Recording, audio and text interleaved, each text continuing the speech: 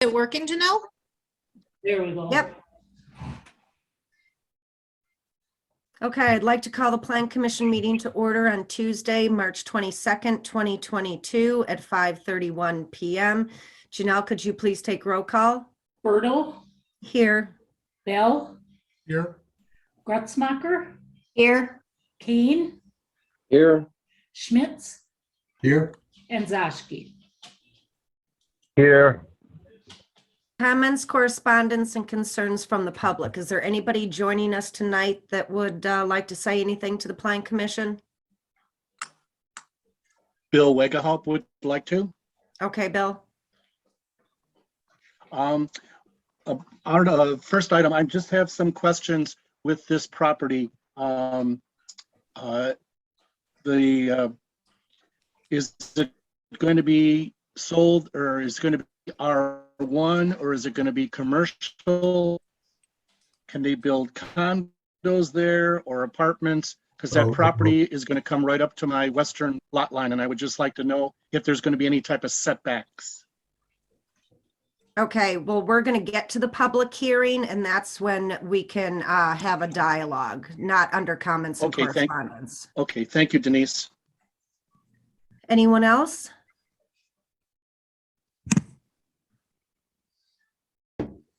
Okay, hearing none. Janelle, do we have any correspondence you need to review? Hello, There was I'm no sorry.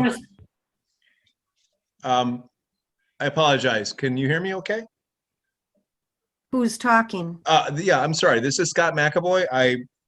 I'm struggling with clicking on the right spot here. I did have a quick comment. Number one, congratulations Vikings on their run to state for basketball. But yes, I had some questions about the proposed lots being drawn up on Fieldcrest, and I think, if I understand correctly, you might have just said that that's about to be addressed. Am I correct? We're having a public hearing, yes, and that is when the Okay. public can speak. Okay, I apologize, but thank you. Okay. Okay, go ahead, Janelle. Okay, to my knowledge, well, there was no correspondence included in the packet. And to my knowledge, there was no correspondence received prior to the time that the packets were distributed. Okay. All right, is there a motion to approve the agenda as presented? So moved. Motion by Kane, Second. second by Gretzmacher. All in favor, respond with an aye. Aye. Aye. Aye. Opposed? Carried. Approval of the minutes as published from February 22nd, 2022. Any comments, corrections, deletions?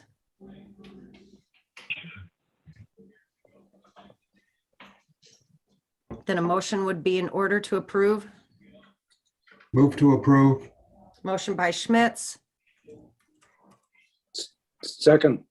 second by Kane. All in favor, respond with an aye. Aye. Aye. Opposed? Motion carried. Item number 1, public hearing on proposed certified survey maps that will reconfigure parcel number 1810073128111A6, parcel number 1810073128111A7, and parcel number 1810007312811G, which are owned by F&D Christ Family Limited Partnership in such fashion that 6 individual lots are created.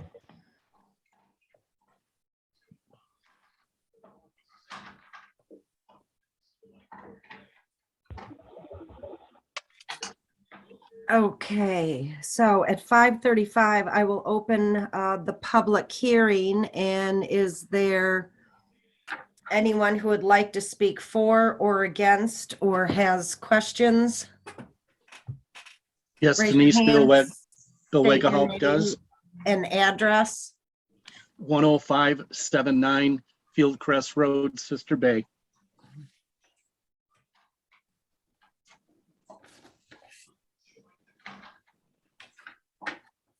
Go ahead, Bill. My question is, for these 6 lots, are they going to be I don't know if the term is right, R1 residentials. I believe that is what they are currently zoned. Yes. They're not asking for a rezoning. Okay, the only other question is, like I said, the parcel that is going to be divided into 3 lots, how much of a setback of any buildings would be to my west property line for a house? Whatever R1 zoning district states as setbacks. So it's total of 25, 15 on a 15 minimum on one side, or 10 minimum on one. Those side. are, yes, I did. I had that when we built. I was wondering, from the back of, let's say their building comes to the back of my property line, you know, I know the side to side with lots. I was just questioning from their, back of their property, building to my lot line. The rear yard setback, is that what you're asking? Yes, Denise. Rear yard is front yard. 40 feet. 40 feet. Okay. And basically, that's all the questions I had. I'm just going to listen. There, right now, those are all R1 residential lots for building homes. Correct. And do you know, now that property that would be right behind me, and then its northern boundary is kind of also comes up to the Aurora Clinic.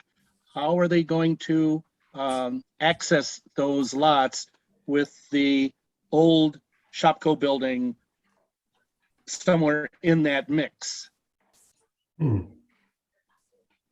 Are you talking about lot number 3?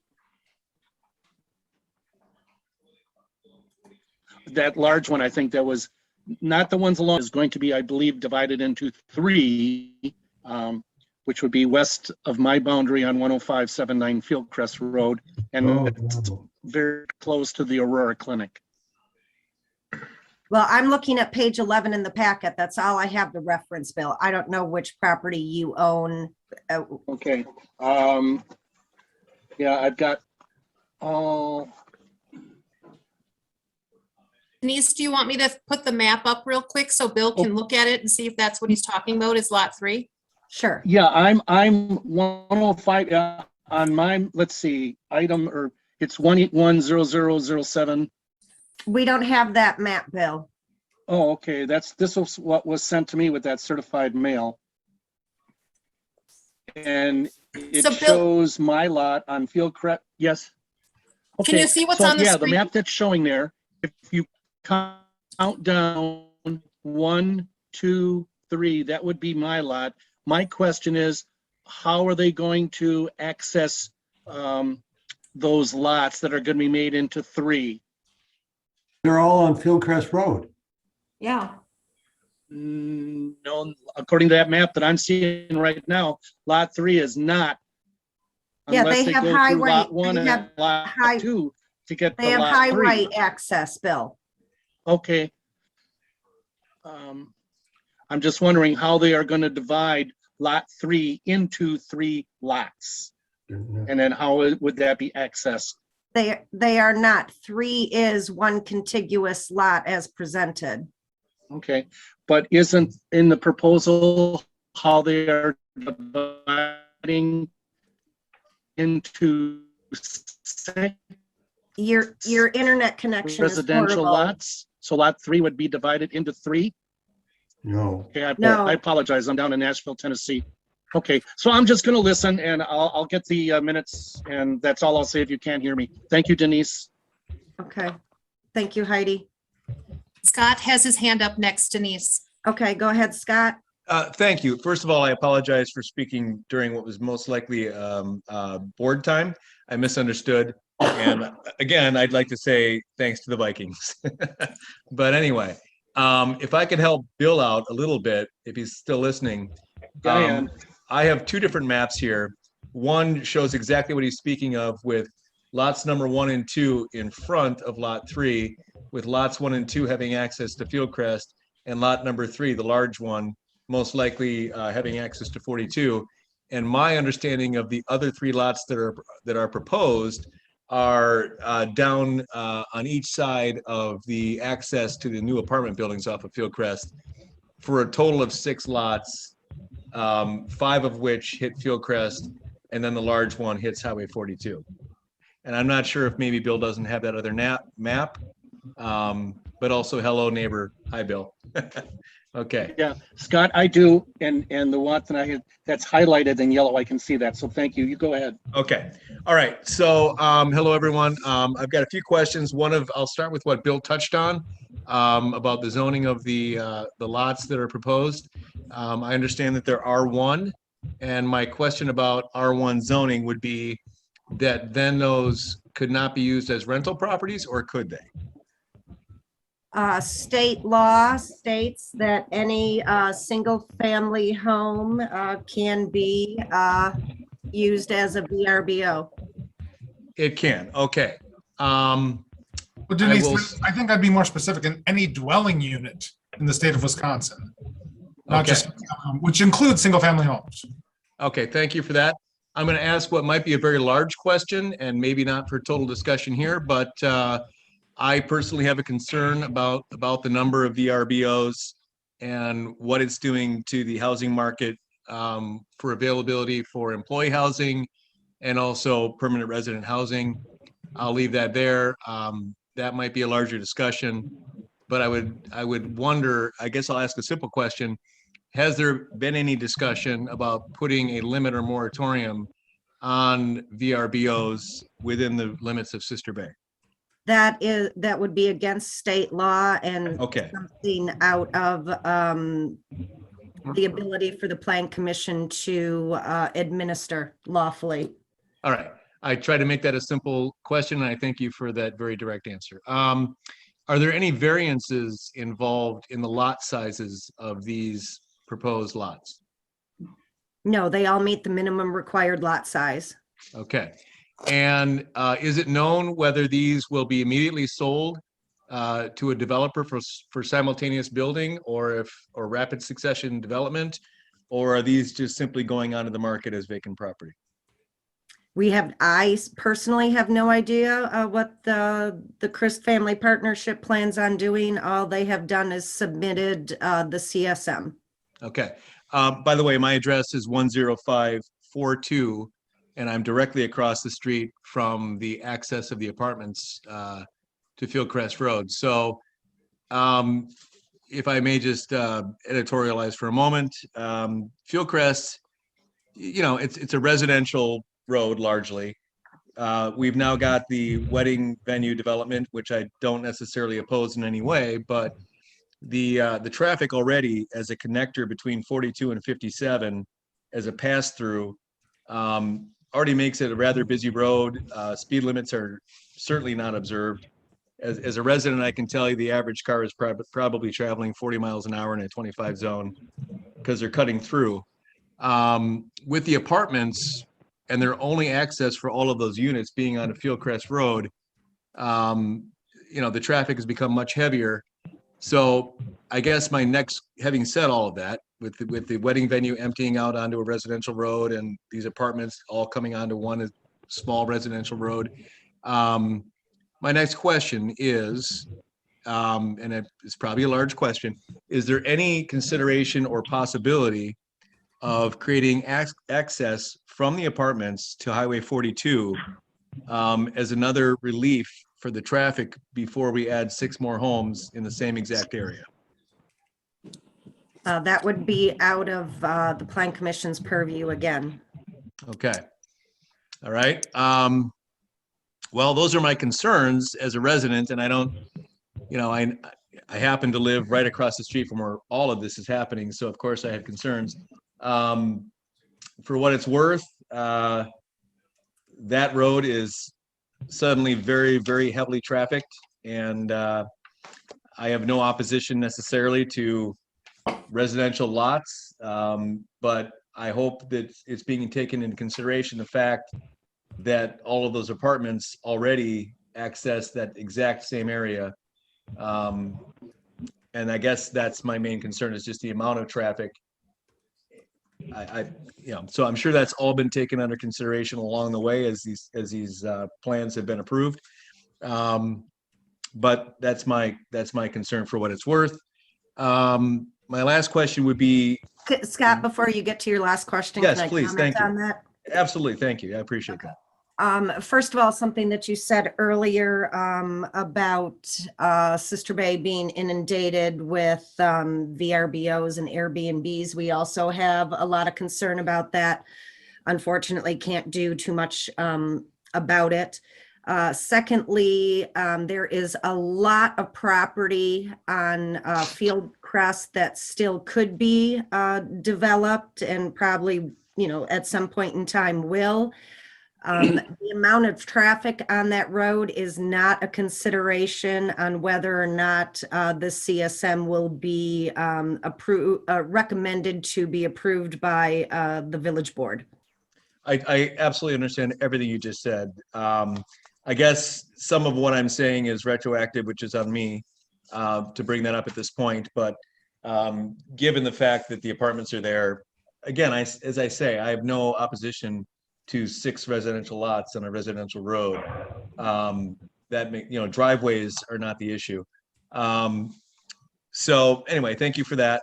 I guess my last question is, what constitutes the design of streetlights for residential roads? I know that some do and some do not have them.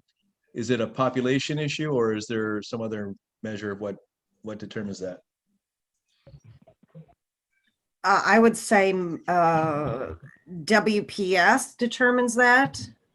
They are the ones that put up the streetlights, other than downtown, where the village installed decorative streetlights for the sidewalks for pedestrians.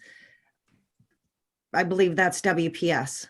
Okay, so there's no link necessarily to the number of people living on a road as to whether or not they're going to put in streetlights. I simply don't know, because Okay. that is, again, out of our purview.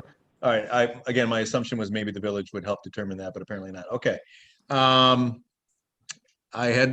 think I don't want to take up too much of your time, but I guess if I could wrap it up, my only concern about this at all is rapid development. Like if it's all going to be developed at once to disrupt the flow of traffic and the residents who live there. And also just the traffic flow, which sounds like it's really not something that can be controlled. Sorry, we couldn't give you better answers. Okay, thank you.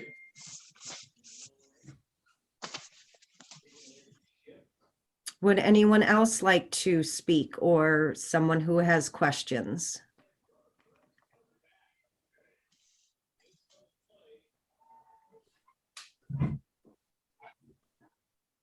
Okay, hearing none, I will close the public hearing at 5:49. Is there any plan commission discussion, questions, comments? Something I wanted to say to suggest to Scott and anybody else that feels the same way he does is, please reach out to your state representative in the Assembly and in the Senate to let them know what you think of what the state has done as far as VRBO rentals and our very limited ability to restrict them. Because I think that there's a lot of desire on the village's part to help try and mitigate that we're unable to do. I appreciate that comment. And again, as an editorial, as some of you know, I own a business and I cannot open because of staffing issues, largely because of what's happening to property values, largely because of outside investors and VRBOs, in my opinion. Scott, I understand what you're saying, and I think Yeah, but I appreciate that. Space, and I really hope you do, because I really wish we could do some more. It's not that we don't want to; we really do. Well, you've educated me on who can make those decisions, so I appreciate that. Thank you. Okay, anybody else on the Plan Commission have comments, questions, issues? Nope. Hearing none. Janelle, did you write a motion? Mhm. That the Plan Commission recommends that the village board pass and adopt a resolution that approves the proposed certified survey maps that were included in the packets for this meeting as presented.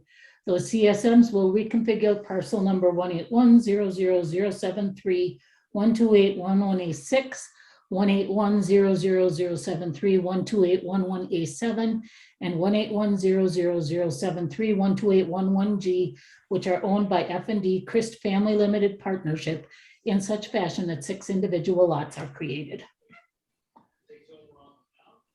So moved. Motion by Schmitz, Second. second by Gretzmacher. All those in favor respond with an aye. Aye. Aye. Aye. Opposed? Motion carried. Okay. Item number 2, consider a motion to convene into executive session pursuant to Wisconsin Stats 19.85 sub 1 sub G to confer with legal counsel for the governmental body who is rendering oral or written advice concerning strategy to be adopted by the body with respect to litigation in which it is or is likely to become involved. A bullet point review and interpretation of the village's existing bluff protection zone overlay district and shoreline zoning regulations. Motion by Berto, Second. second by Bell. Roll call. Berto, yes. Bell, yes. Gretzmacher, yes. Kane, yes. Schmitz, yes. Zashki, yes. Oh, and we did it in alphabetical order. Excellent. Okay.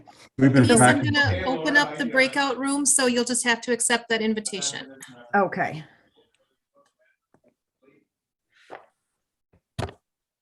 Said I'm not gonna miss an opportunity to call you and say hi. I could just text it back. Okay, you should hear me now. Should not be recording. You want to did you turn recording on, Heidi? Heidi's not with us. Yeah, because I didn't turn it on. It's recording. Okay, hold on 1 second. I'll turn it off. If I can find out how to. There we go.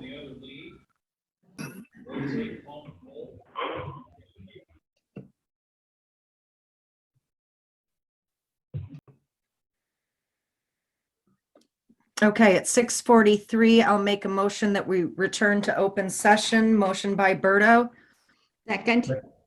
second by Gretzmacher. Roll call. Berto, yes. Bell, yes. Gretzmacher, yes. Kane, yes. Schmitz, yes. Zashki, yes.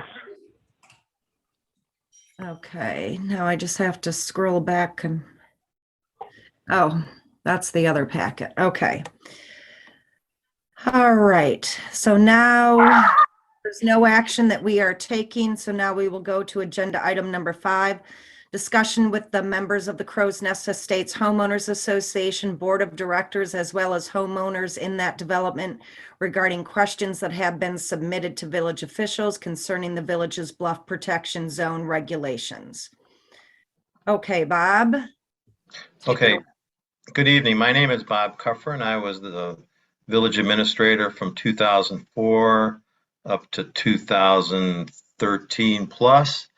And the village asked me to respond to the Crow's Nest property questions that were submitted by the board. I prepared and submitted to the board or plan commission a complete analysis of what was done by Crow's Nest.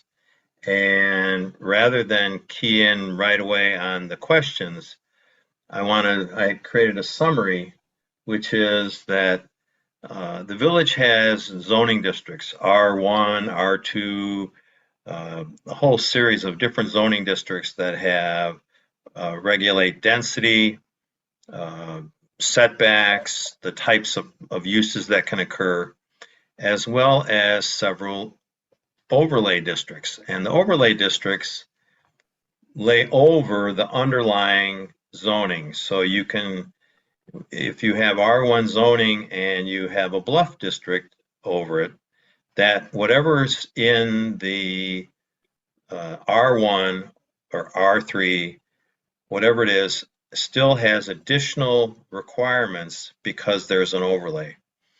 And the Bluff Protection District extends in 350 feet from the ordinary high water mark. On the attachment that I created, which I think is page, oops, going the other way. Page 2, the bluff, line 31 kind of, well, let's go back. The overlay district lays over whatever the underlying requirements are. And the Bluff Protection District was established in a fairly, the Bay Lake Regional Plan Commission and State DNR identified the various bluffs all around Lake Michigan and the other waters of the state. And the zoning code map identifies the bluff areas, and any work done, any construction in that area needs to be consistent with a delineation done by a geologist and then marked out by a surveyor. And one of the drawings or the images that I included was on page, what page was that? I think it's page 350.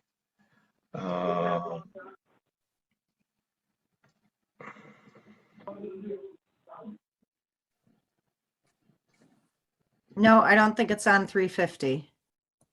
Maybe it's even further. Okay. The one of the things that I did was to, it's on page 763. One of the things that I did was attempt to identify for the two furthest west buildings in Crow's Nest approximately where the 350 feet is. And the first drawing is Bluff Line 347. And that's an approximate distance of 347.5 feet in from the ordinary high water mark. And normally a surveyor will identify the ordinary high water mark. And so if you look at the top of the picture, you can see that there's still some white gravel. It probably extended a little too far towards the water from the ordinary high water mark, but that's where you would measure from the ordinary high water mark. You can see that, I'm not sure if that's building 1 or 2, but it is entirely inside the Bluff Protection District.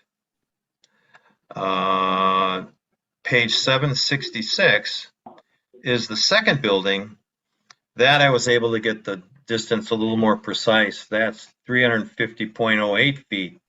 It is also completely inside the Bluff Protection District. Some of you may have seen this drawing, which included some blue lines across the front. And what I was attempting to do with those drawings was follow an elevation. And that's the only purpose for that drawing was. What page are you on, Bob? Yeah. What page are you on? That would be page 764. Bob, did you want to share your screen again? Yeah, I can do that. Okay. Screen, I think. Screen. What button do I have? Oh, share. There we go. Okay. Yep. There you go. Okay. Okay. So these blue lines, I did that. I met with Denise and we were talking about this project. And what I tried to do was show that follows an elevation line. And I was trying to identify where that was. And so basically, consistent with Bluff Protection, they were able to clear 25 feet closer to the water. But if you remember those other two drawings, the bluff, the 350 feet, is way back here. In addition to the Bluff Protection District, the village also regulates tree cutting within the shoreline, which is defined as 1,000 feet from the water. And what the program I was using to effectively do this, you would put a compass down on the edge of the ordinary high water mark and draw an arc, and then you go 50 feet and draw an arc, and you would have these arcs follow the curve of the land or of the shoreline, because if you, whatever point you pick, it's going to come in at different angles, so different buildings and different properties would be covered. But you can see here, this point is approximately 340 or 1,046 feet in from Green Bay. And my guess is if you came up here, this building, this line would probably run just like this and include this building. So anyone building along here, or anyone seeking to do tree cutting within 1,000 feet of the shoreline, falls under section 66-1000.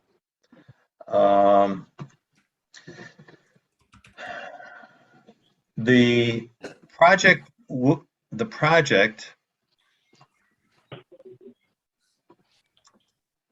okay.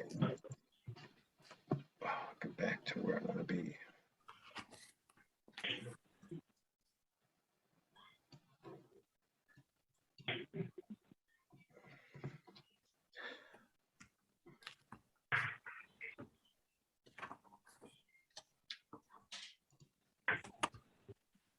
Okay, the project would have been built consistent with the bluff protection.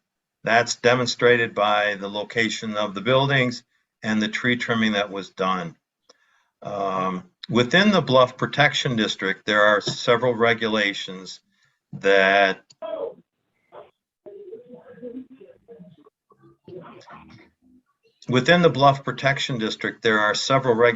sections of the code that address what can happen after the project's done.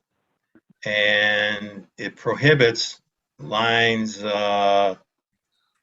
67, it prohibits tree topping, which is defined as tree cutting or sculpting where only a portion of the tree is removed to improve the view, is prohibited within the Bluff Protection District.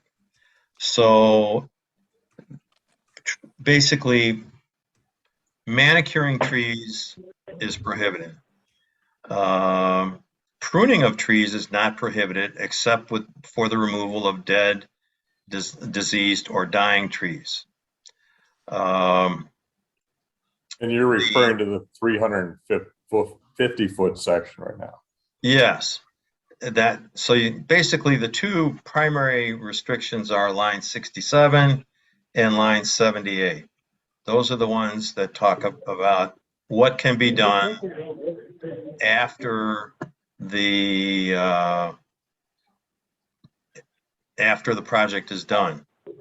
The tree cutting regulations also apply, and this refers again to trimming trees later, and lines 119 also refers to prohibiting doing tree cutting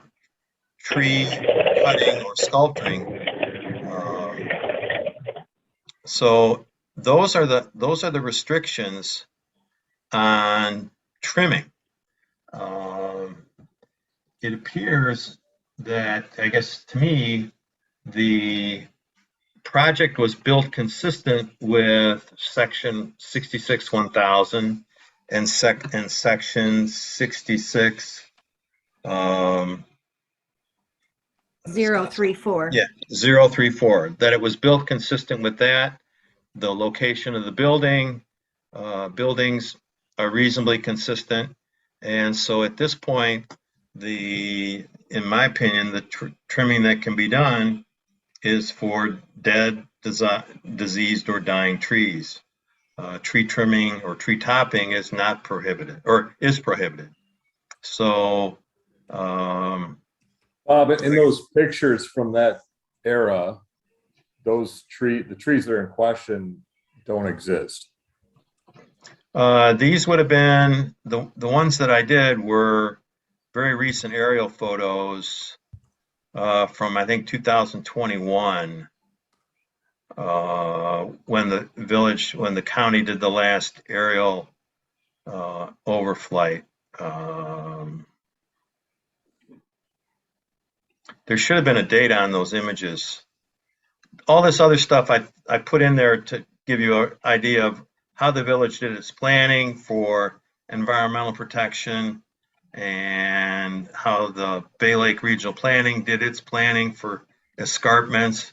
So to get an idea of how this actually developed, it wasn't just happenstance. The Bay Lake Regional Planning Commission did a detailed study, the DNR did that, and so it was well thought out. And I believe that when Crow's Nest was built, they were very likely in compliance with what the code permitted.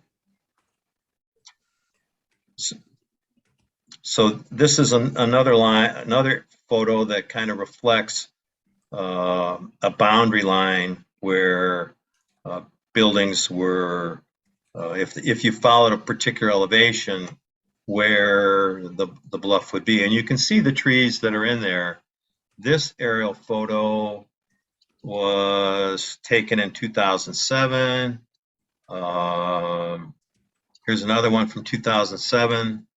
The ones that were, I apologize for I should have done this differently. Back when I was doing all this, we didn't have this level of technology, so it was, Plan Commission reports were a little different. Okay, so this map, this aerial photo was from March or April 3, 2021. So it's much newer. And depending upon the type of drawing you want, you can create the bird's eye views from the water, from the north, south, east, west, with different levels of delineation.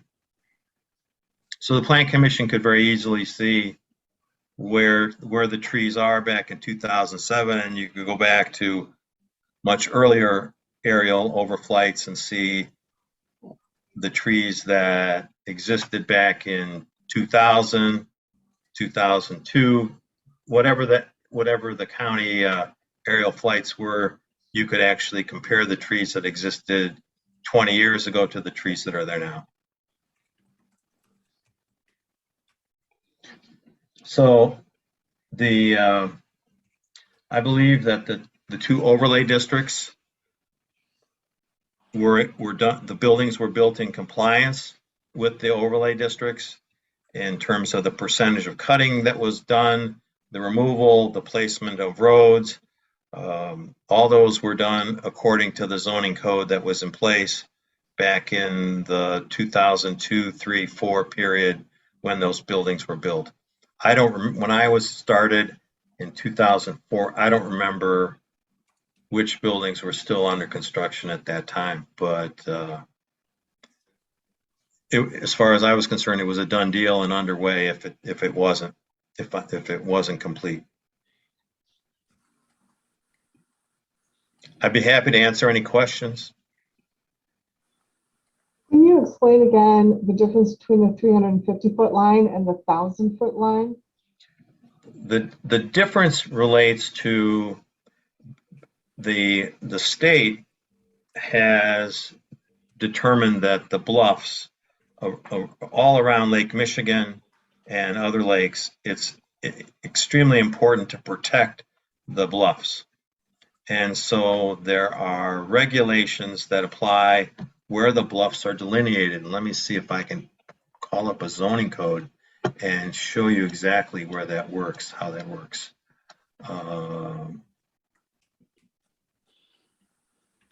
Janelle, is the zoning code and the map in the back of the code now? There's a map right at the very beginning as well.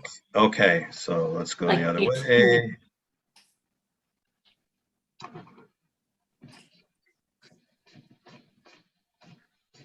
Is this the 4 code? Oh, this is the wrong, this is the older code. This is the code that was probably the, 2004. okay, there we went. Hopefully I'm not going so fast you guys are getting sick. Let's rotate the page. Okay, so. Oops, this is the 2004 one, Bob. Is that what you wanted? It really, they're the same. They have Okay. not changed. They have not changed. So the 1,000 feet, if you can kind of think of 1,000, looking at some of the, where those roads were there, if from here to this point was approximately 1,000 feet, you would have a line that kind of runs along Green Bay like this, and everything within that district distance going that way, as well as going this way, has the same restrictions for the tree cutting, the shoreland zoning. What was also done was the Bluff Protection, which is this area here, which was delineated by Bay Lake Regional Plan Commission under direction from the DNR, where the bluff is. And this, to some extent, is an approximate boundary.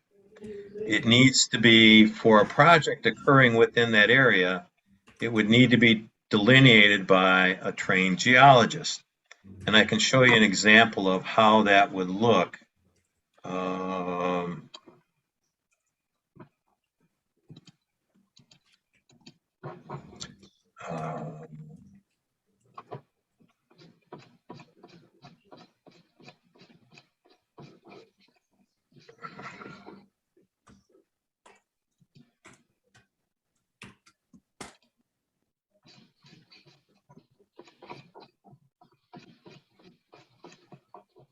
Okay, so this was a project that occurred or never happened, but it was just north of Crow's Nest. In this was a J Blossom project, and that yellow area was delineated by a geologist and then mapped on, then a surveyor created this map for the village. And so that project, it never happened, but that's the kind of map that should have been prepared when Crow's Nest was built. And you can see on the upper right-hand side where it said no development, where the gray area where it could occur, and then an area that was blue that said maybe. So that's the kind of delineation that should have been done when Crow's Nest was built. Do you know why it wasn't? I don't know if it was or not. That happened before I was there, and we've looked through the maps. We'll look through the folder, and neither Janelle or Heidi were able to find a geologist-based delineation. And in the absence of that delineation, it would be my opinion that since the code refers to being in from the water 350 feet, that to me, in from the water and other things that I worked on meant from the ordinary high water mark. And a surveyor establishes the ordinary high water mark. And in the case of the maps that I did, and I'll zoom in a little bit. In the case of the maps I did, I looked at from the aerial about where I thought the ordinary high water mark was, and I measured it, and this particular tool allows me to follow the contour of the land in this case, 350.08 feet is right here. On this one, coming in from a point here to about here was 347 feet. again, those were just approximations. So the buildings were built within the 350-foot regulated distance. And what I hope was done was back when they were built, this is an elevation map that kind of follows a contour. And what it appears is that when it was built, this map is from 2007. When it was built, these buildings, if you kind of think about the distance, these buildings were approximately 20 to, if they say, well, they came through and cleared. They probably cleared the 25 feet that they could.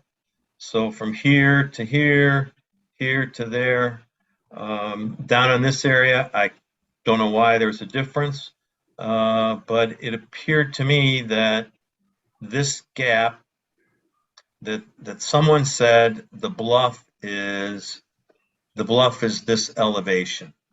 Now, when you go to the other bluff delineation done that where I have a map showing a surveyor, you can see that it's very precise, and I believe this could be the same building that's the far north Crow's Nest building.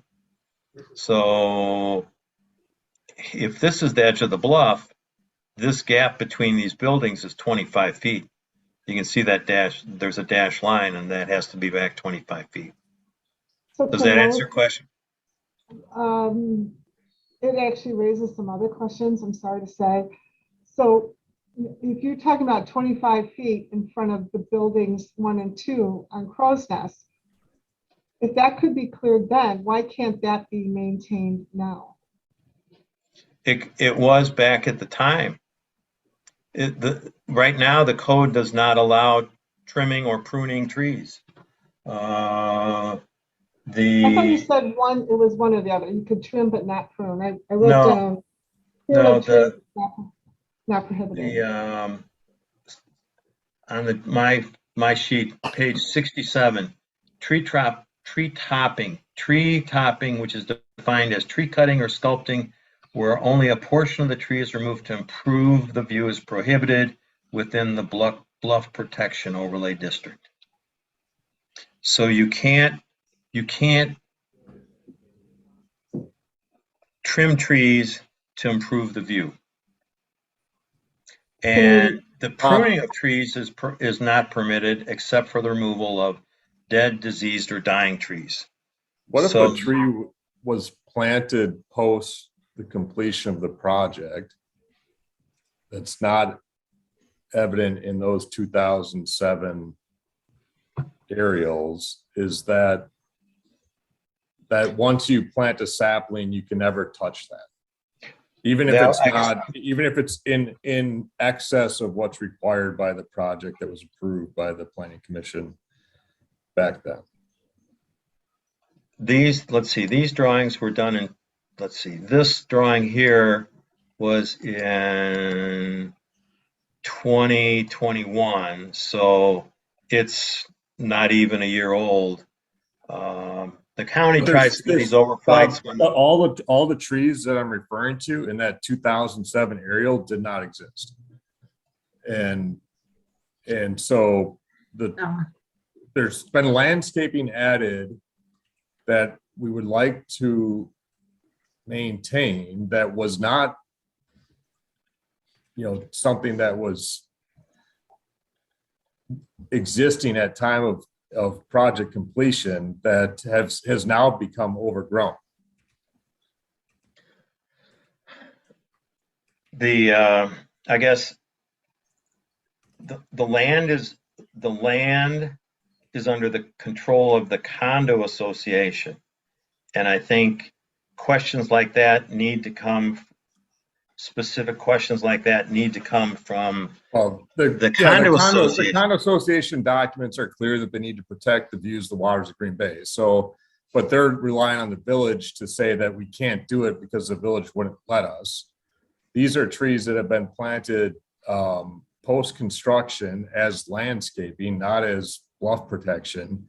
And so I don't feel like it falls within the 690 feet above sea level, or what you're referring to as 350 feet from the shoreline.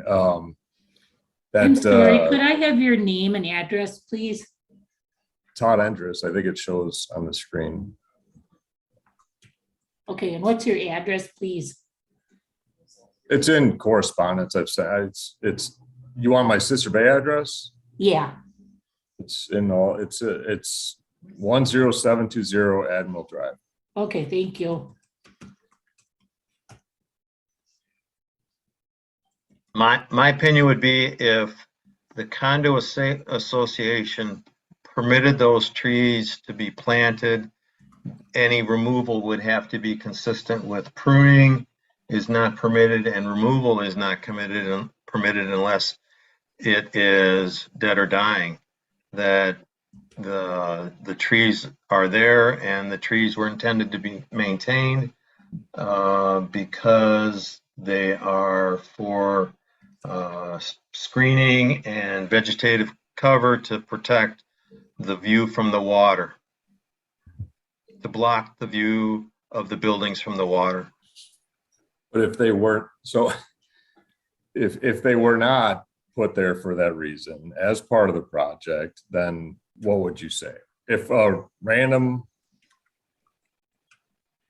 person planted a tree post project completion that's in acceptance of the village, 10 years later it's overgrown, what could happen to that tree? It's not, pruning is not permitted. The tree is not visible from the water. Is it within the 350 feet? None of these trees are within 350 feet. They're within 1,000 feet of the second restriction that you've referenced.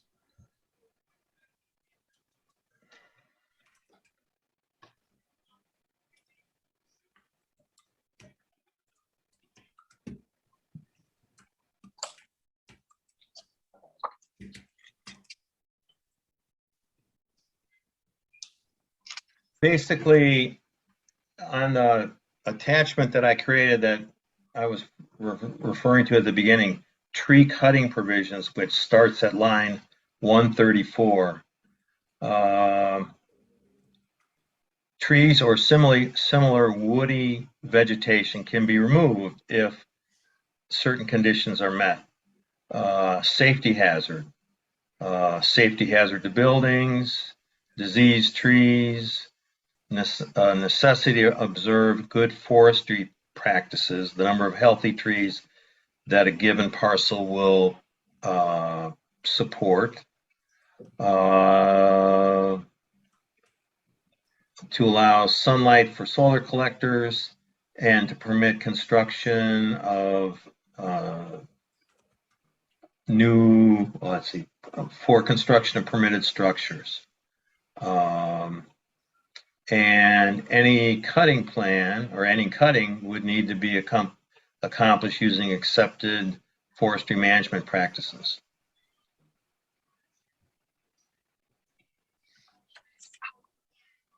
So you're saying we can build, but we can't change the landscaping. Generally, that's what that's the way the code reads, that when there were trees covering that land prior to the approval of the project, and the Bluff Protection District and the shoreline zoning regulations are intended to preserve what's left. You can add more, but it doesn't talk about your being able to do more trimming. But we could build a building. If you built a building, then you could clear the trees necessary for the construction of the building. Or we could add a solar, What does it, a solar device that needs. It needs to, the cutting that you propose proposed would need to be consistent with the regulations that exist. And the village's goal back when these were, and the state promulgated the need for them, was to preserve the bluff and to preserve vistas from the water. So the properties wouldn't be clear cut. Right, but the problem is tree landscaping has been put in place that wasn't part of that project approval. I mean, it seems random that I could go plant a tree in front of a building that's on, you know, a main view of the water, and now that tree could not be touched for eternity. I guess one of the challenges I have is the grounds, the property is owned by the condo association, and you're an owner, so you don't necessarily speak on behalf of all of the owners or the condo board. The declarations of the association state that the landscaping should be maintained to protect the views of the waters of Green Bay. So, I mean, we can argue with what, you know, the 20 units want, but that's the governing intent of the landscaping. So, Okay, I saw I those. don't mean to pull you into that.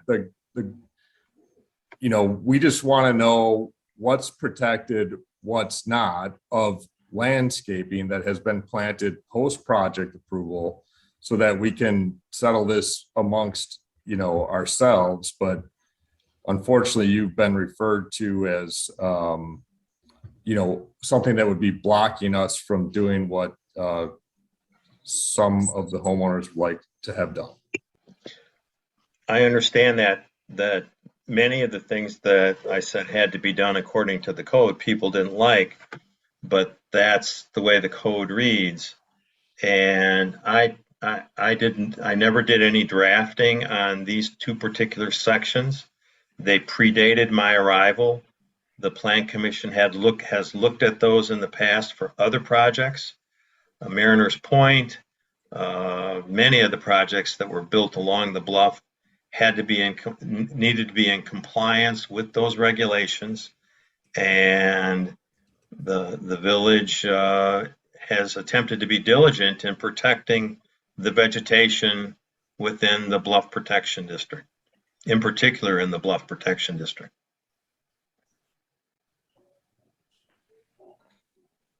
Is there another question by anybody else? Well, I was looking at some of the documents. I'd love to know who created, if you go to page 778 Okay. of the documents.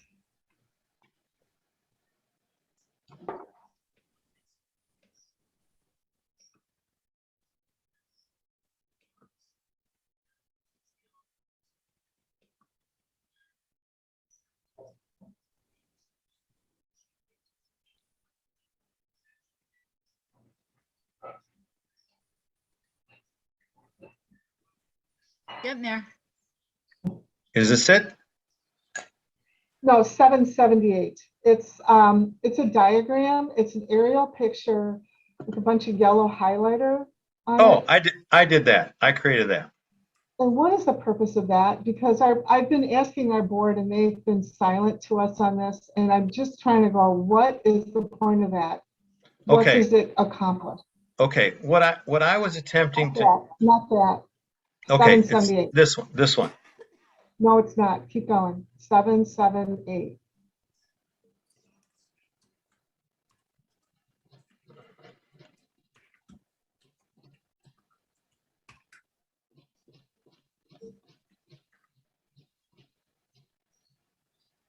Okay, that was submitted on behalf of Crow's Nest to the village. It said the Crow's Nest Homeowners Association. Right. So, Bob, can I explain this? And we have not been silent on this. We have explained this. I'm Wendy Halloran, and I'm the president of the Crow's Nest Association. And you see the date on there, February 4th, 2020. An owner called the village, and at that time, Bo was the village administrator. The owner spoke to Bo and said that our groundskeeper crew were here, and they were cutting things in the Bluff Protection Zone. So Bo drove out here and stopped the two young men from working. The groundskeeper was out of town. The young men called the groundskeeper and he asked them to come to my home. I left my office responsibilities and went down to the village per Bo's request. And he had a map on the wall. He asked me to fill out the application that you see right here on the screen.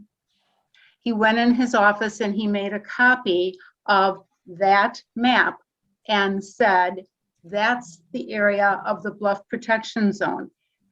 First of all, the young men were as far away from the Bluff Protection Zone when they were working as possible. And so he said, absolutely, they may go back to work. And we've kept this map on file for the purpose of the groundskeeper crew. And it's what was given to us by the, at that time, village administrator. What does the yellow line delineate?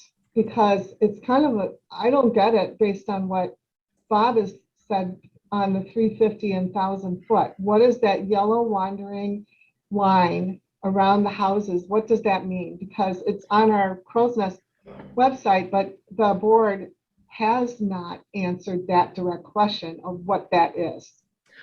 I just answered it. It was given to us by the village and they said, this is the Bluff Protection Zone that the groundskeeper crew needs to remain out of if they are trimming seedlings or they were taking out ash sprigs is what they were taking out. And they were way, way far from that area. So that's all that was given to us. So Bob, is everything inside that yellow line? That line, what is that? Is that in or out of the Bluff Protection? What is the point of that yellow line? I thought I had an email or something referred to invasives. Right, it says it, Bob, it says it on the, I'm holding the original application. And what Bo wrote is trimming must be on your property, which we were, and remain outside the protection overlay zone. And so what he gave us was that map. Okay, so if, as I mentioned earlier, if there was a question about invasives, that they should have been, to me, they should have been delineated, like say, we've got this kind of vegetation that's invasive, mustard or whatever someone says are invasive species, and they should have been marked and flagged, and they should have been like a drawing that submits where they are, and Bo could have reviewed that. Whether or not he should have referred it to the Plan Commission, it depends on his operating procedures. But this drawing, this area is mostly in the shoreland zoning, 1,000 feet. The Bluff Protection Zone is kind of up here. It's to the backs of these buildings. Right, right. So everything down here, at some point that 1,000-foot arc comes across, and whether or not it's this building, there's a point where it's 1,000 feet in. And so this was a drawing that it is not most of it is not the Bluff Protection District. It's the shoreland zoning 66-1000. So I think he used the wrong terminology. I'm not sure what if he went out there and looked at the map, the shoreland zoning does not appear on the village maps. the shoreline overlay does not appear. The bluff does because it's a geological feature. The shoreline zoning is a distance in from the water. Okay. It's just odd that this document, this page, has no wording to explain what it is. And I it's didn't not create on it. the- It's not on the Sister Bay, it's not on the Sister Bay website, but it's on the Crow's Nest website without any wording that explains it, including that permit application isn't on the Crow's Nest website. Deb, So- we took this map off of the website until we had tonight's meeting. But I have thoroughly explained how this map came into the possession of the Crow's Nest Board. It came from a village employee based on an owner making a phone call and a concern about trimming that was being done. Wendy, you have not directly answered me on this. and I've Okay, I'm asked you- sorry, we're not going to have, Right. we're not going to go down this rabbit hole between. Okay, but Thank you. Thanks, Denise. this is not on this, you know, when we're trying to understand the documents and the ordinance and so forth, this is not on the Sister Bay website. And so it doesn't seem like a legit document to me. Okay, The only wait, reason- right. The only And we reason took it, and we took it off of our website. I'm Okay, again I'm gonna just going say to say it was something given here. to us by the village. Okay, I'm gonna And say, actually, Bob, I think that you did help me understand that this is probably the shoreline zoning Yes. that Bo gave me, but he said the bluff protection, and he put that in the writing in this application. So I'm Well, sure I don't think he was, I don't think that's true either from what Bob explained tonight. So I think the map, Bob can't discern what it means. All the other stuff that Bob has provided has created great clarity as to where lines Right, are. I This agree. seems random and I think us trying to deduce what it means is probably not useful. Bob, I just have one last question for you. Okay. If I were, let's pretend the board did come forward and ask to trim trees that are in the shoreland area that have been planted post-project approval, as you know, apparently been allowed to do in other areas of Crow's Nest. Is that allowed? Because you seem to have referenced the fact that I'm not representing the board. If the board did ask for that, what would that be allowed for stuff that we planted post-project approval? Bob, I would like to answer that. Okay. If I may interject, okay? thank you. I think you would have to supply us with a survey, hire an arborist, show us proof that those trees were planted after the fact. And the Plan Commission would review that permit and make a determination. And what we would determine, I have no idea. You would have to have that survey and arborist do that work. And the code refers to you having a preferred or recognized, is there a list of available arborists that you do recognize as expert? And so we can just get past the qualification status of that, as the code suggests that you would have preferences there? Offhand, I do not. The only one I know is Todd Burke, who's Dave's tree service. He's an arborist. He does tree trimming on my yard. I have had a lot of trees die and cut down, but I don't live in a bluff protection area. There would be arborists in Door County that would be able to assist. And if you had the original bluff delineation mapping, that would be extremely helpful as well. Because I couldn't find it.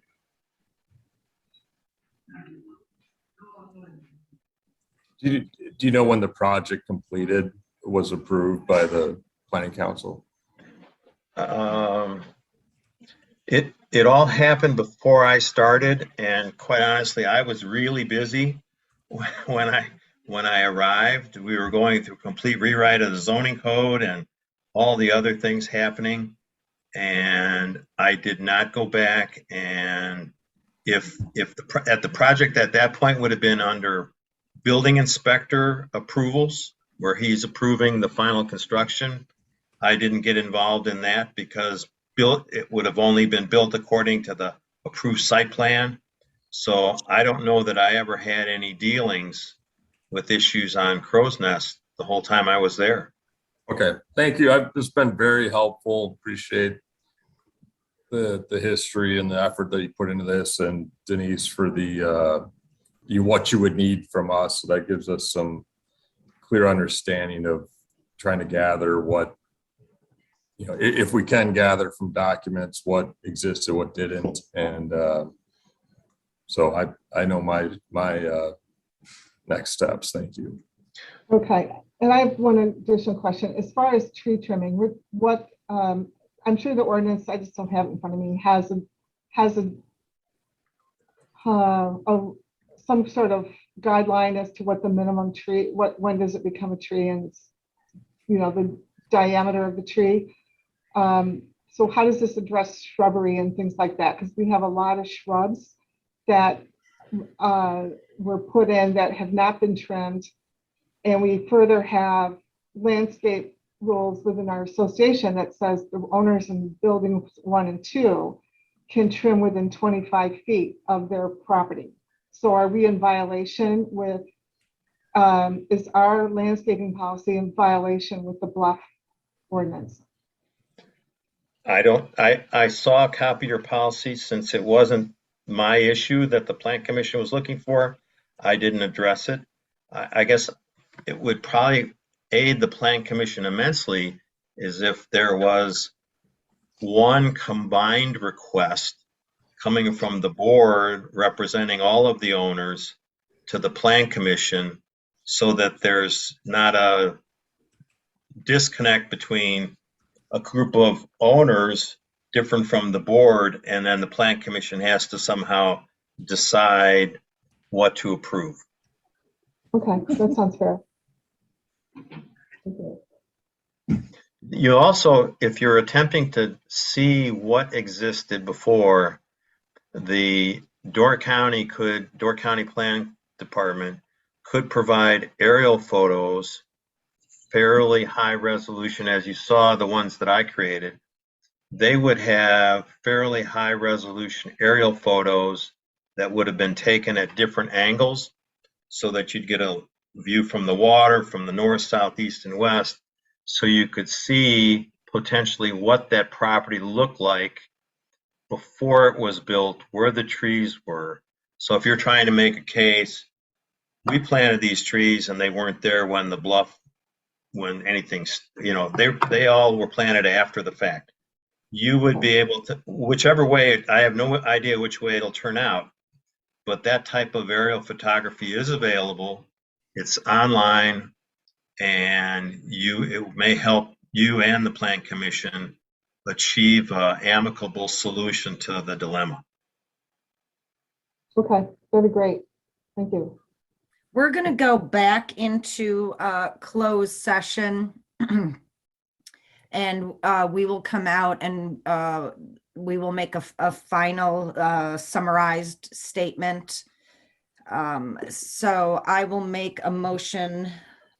I need to get back to my packet, and if you're screen sharing, I can't do that, Bob. Oh, I'm sorry. Okay. No, that's okay. I got to figure out oh, here we go. There's a button to do that. Yo, normally my meetings are just groups of 5 people. So that's much more, this is more techie. Okay. All right, so I'm going to make a motion to convene into executive session pursuant to Wisconsin State Stats 19.85 sub 1 sub G to confer with legal counsel for the governmental body who is rendering oral or written advice concerning strategy to be adopted by the body with respect to litigation in which it is or is likely to become involved. Discussion regarding how the village's Bluff Protection Zone overlay district regulations and shoreline zoning regulations will apply to Crow's Nest Estates. Motion by Berto, Second. second by Bell. Roll call. Berto, yes? Oh, yes. Kane, yes. Schmitz, yes.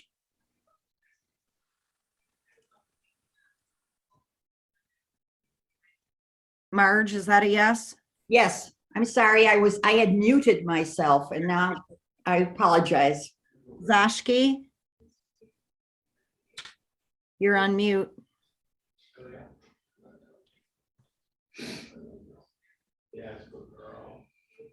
Okay, we might have lost Zashki. Okay, Heidi, can you put us into a breakout room, please? Thank you.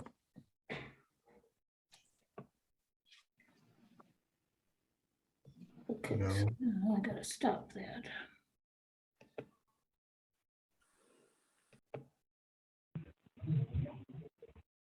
Okay. So we have presented a lot of documentation, a lot of maps, hopefully answered a few questions. You can also read the very specifics of Bob Cuffrin's answers to questions that were in the packet.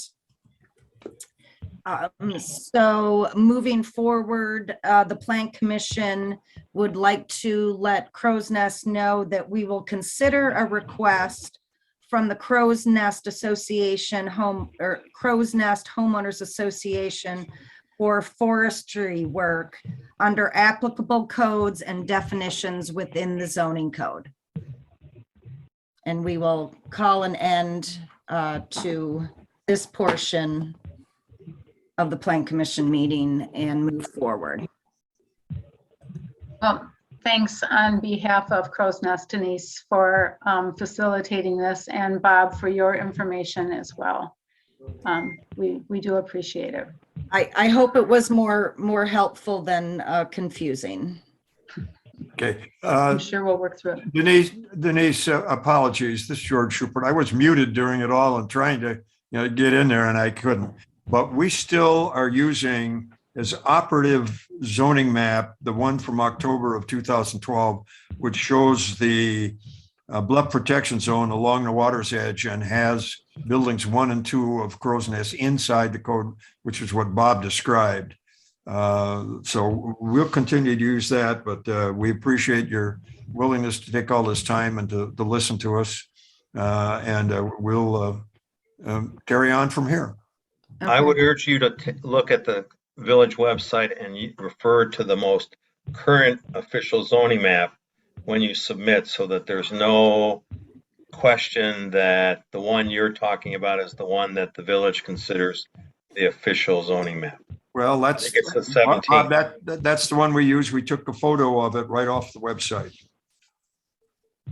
Is that correct, Janelle? 2012 official zoning map? I thought it was, isn't it 2017, Heidi? I thought it was 17. Yeah, there is a 17 map, so I'll have to check the website. It should be there.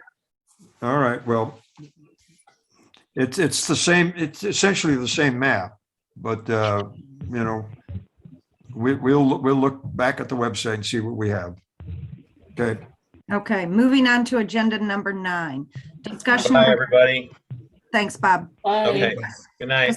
Regarding the terms of the development agreement between the Village of Sister Bay and Mosaic Development LLC that pertains to the attainable housing development, which will be known as the Shoals, that will be constructed on parcel number 1810008312824G2. And before we dive into the development agreement, I would just, I'd like to give the floor to Marissa for a minute, just so she can share the news that happened today at the county. Thanks for letting me have the honors, Denise. So really exciting today because the county supervisors met to approve some of the ARPA dollars that they have to allocate. And they did agree to award 500,000 to Mosaic Development, to me, and 200,000 to the village to help with the infrastructure costs. So that's great, really great. Especially as we see costs continue to rise and rates are, gonna pick up. So that's great news. I guess I'll turn it back over to you. Okay, thank you. So there was quite a bit of tweaking and it was done in track changes, so it was really easy to see. Randy did review this document earlier today and texted me that he had no particular issues with any of the wording, correct, Randy? That's correct. Okay, were there Thought any? it was well done. Well, thank you. Were there any questions from the Plan Commission on any of those changes? Denise, one thing to just point out is that because the village now has that 200,000 coming from the ARPA dollars, that I believe that 200,000 will now be added to this number that's in this agreement. Randy? I don't think that's an automatic. The village board's not considered that yet. Oh, well, because I did email with Diane and Tasha, and I said that was part of the reason why we waited for today, because we wanted to know so that we didn't have to come back again. Well, we're only recommending it.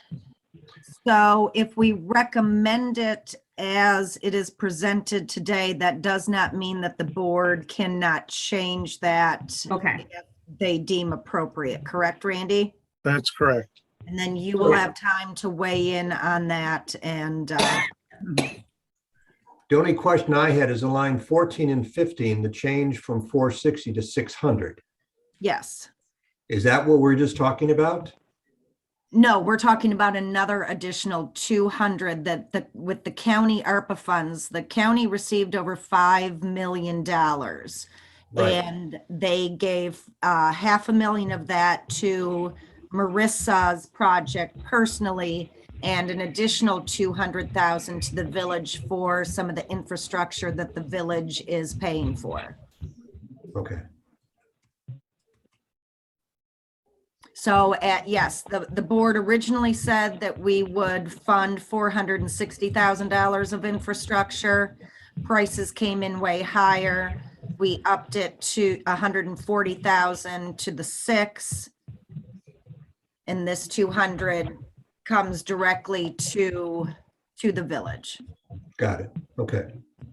But that will be a board discussion. Okay. Denise, I just have a couple questions when it would be appropriate for me to ask them about the development agreement. Go ahead right now, Rob. Okay, and I'll need a little help with the line items for reference, but on page 30, and I'm going from memory here as I'm driving.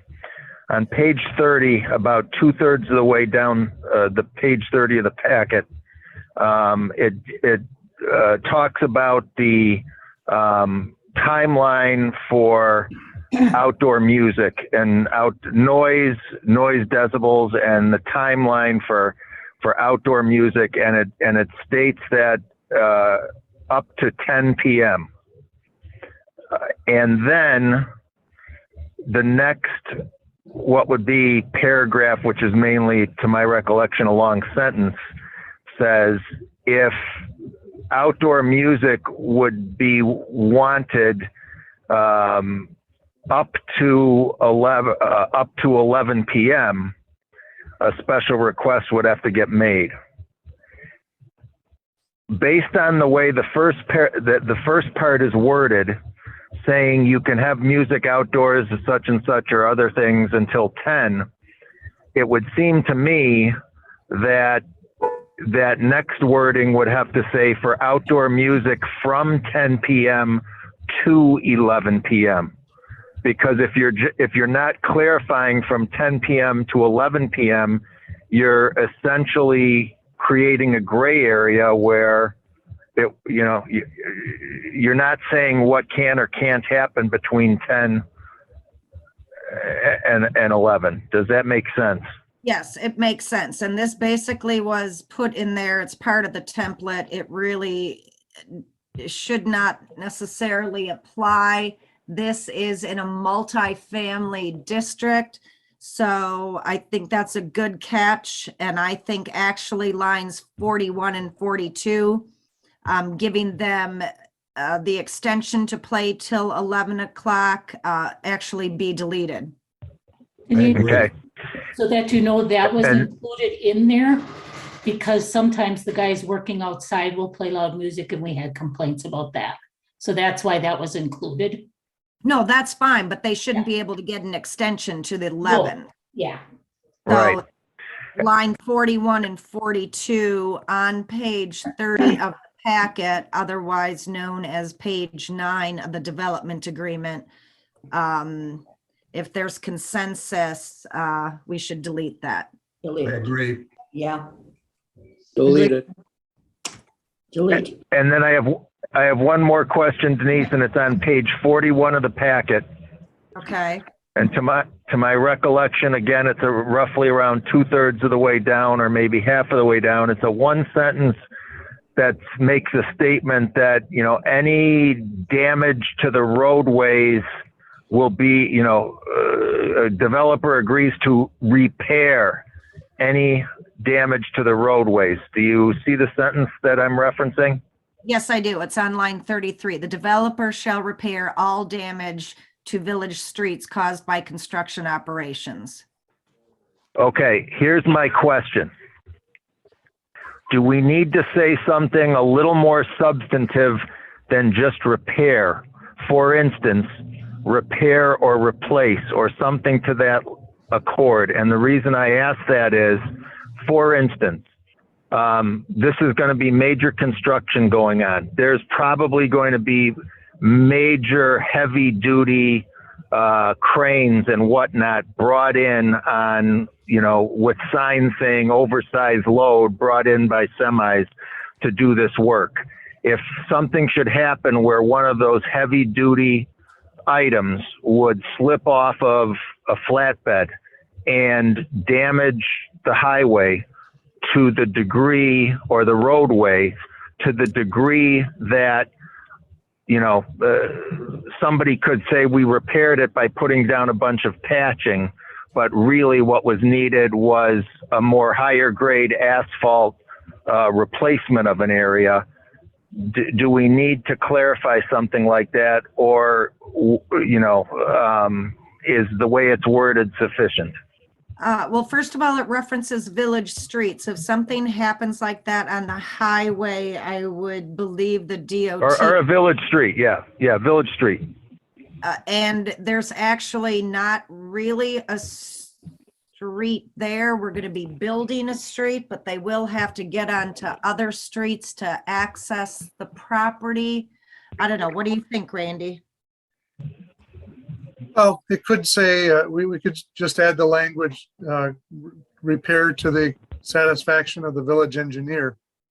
And that way, the engineer is going to be able to see if there's something that just inadequate patch versus something that really needs some subsurface repair. That sounds good. Where is that, Denise? What page? It is page 41 in the packet, page 20 of the development agreement. Okay. It's line 33. Okay. Thank you, Denise. Thank you, Rob. So we're adding to the satisfaction of the village engineer.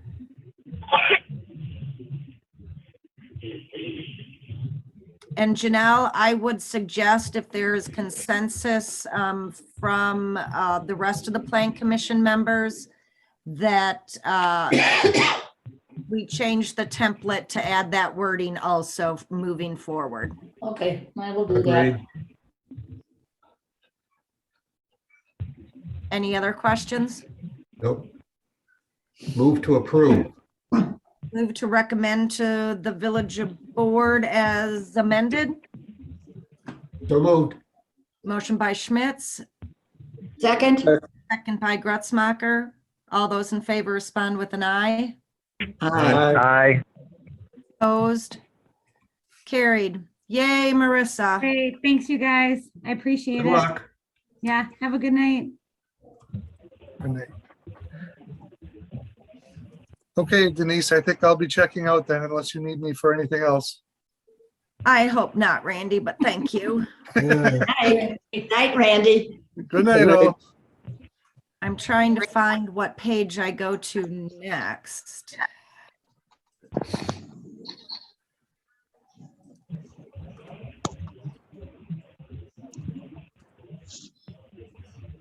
Can anybody tell me? 62. Pardon? 62. Thank you.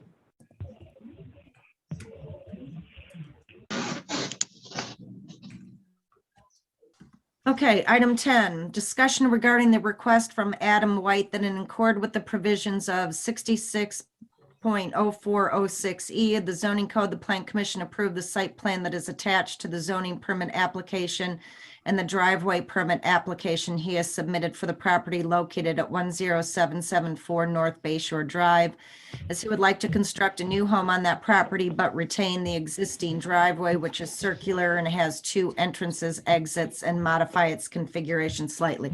So there was a little mix-up with this. What is on page 68, the plat a survey, it shows the current 2 entrance driveway that was there. When Janelle and I were going over the agenda item, I thought that they still wanted to keep that, and therefore it would have to come to the Plan Commission. But when I opened the packet on page 70, there is a new rendering that necessarily should not have come to the Plan Commission that the zoning administrator or lack thereof, I would sign off on.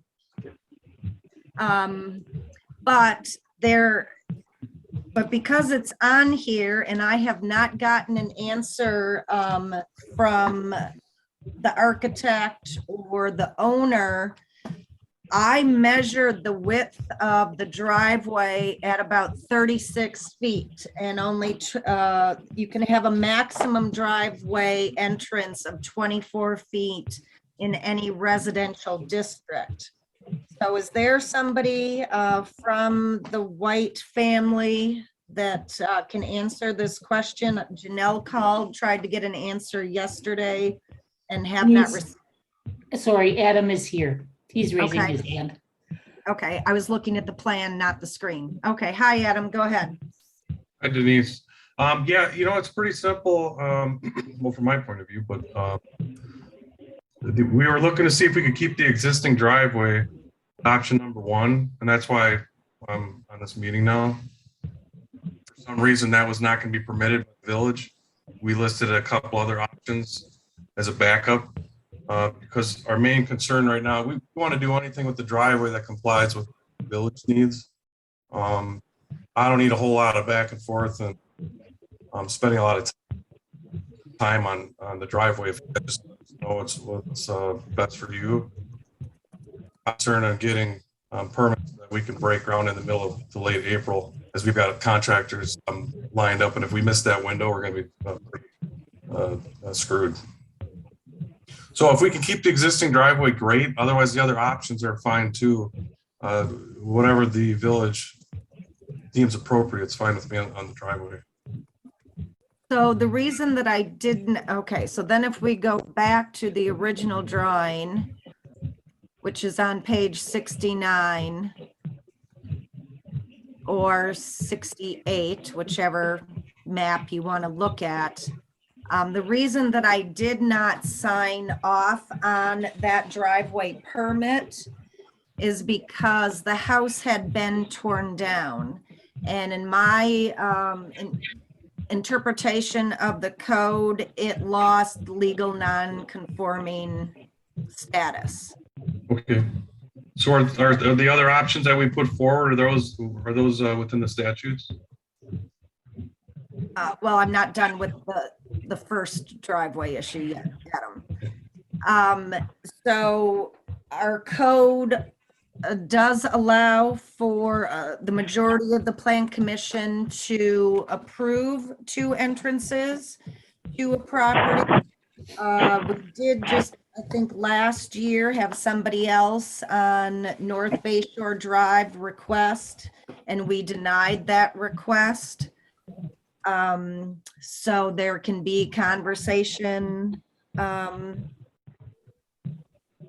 and ultimately a motion to approve or deny the current 2 entrance circle driveway that's there. And if that fails, then we can talk about option number 2.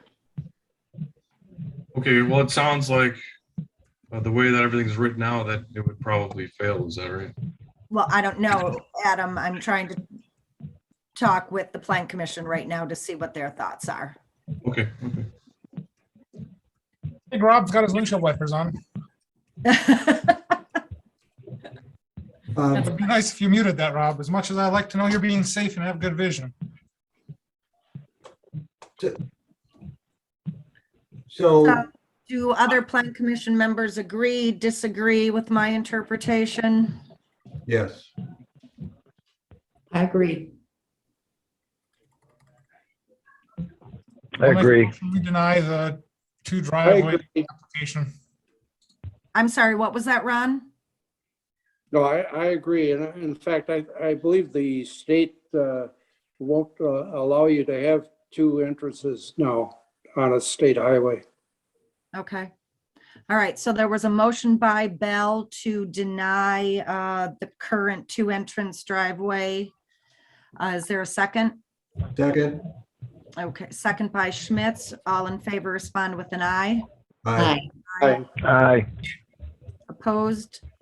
Carried. Okay, so then we have option number 2, which is on page 70. And so Adam, I'm looking for an answer on the width of that driveway that abuts the highway, because from my measurement, it's 36 feet and it can only be 24. Well, we fully commit to 24 if that's what would be allowed. Okay, well, we would have to have a drawing that states that then.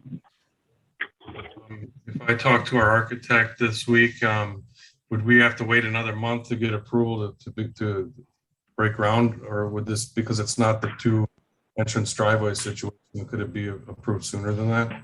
I would be able to sign off on the driveway permit as acting administrator.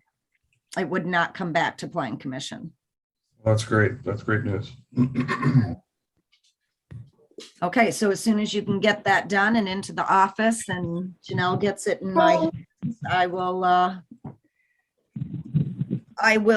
review it, although I just want to point out one thing, not to muddy the waters. But with that new driveway, I guess I would want some clarification from the plan commission as long as we are all here. On page 73 of the zoning code, which is the parking requirements, and it's on line 21, and it talks about residential parking. Single family and 2-family residential parking shall be limited to parking within garages and upon residential driveways. Paving beyond driveways to cover all or substantial portions of a residential front yard shall be prohibited. So I wanted to get input from other plan commission members if they thought that this was Excessive. substantial portions of a front yard. Yes.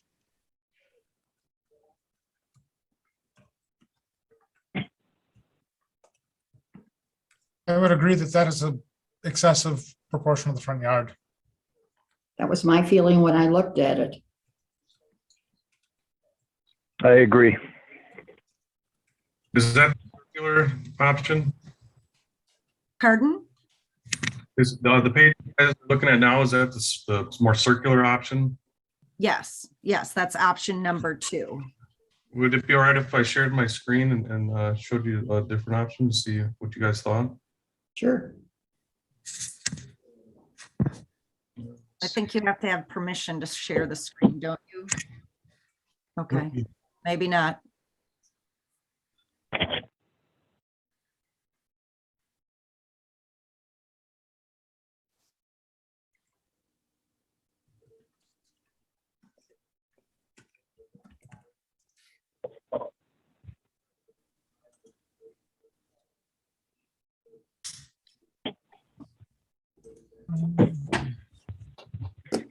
Okay.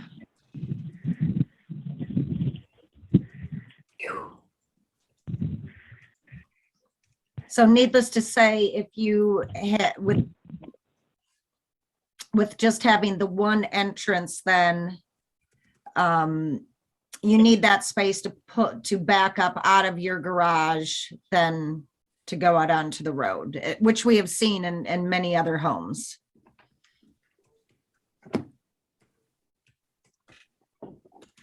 So, so let's go back to the circular one. I thought I heard 3 people say that they thought it was excessive. Is there consensus on that, that I should?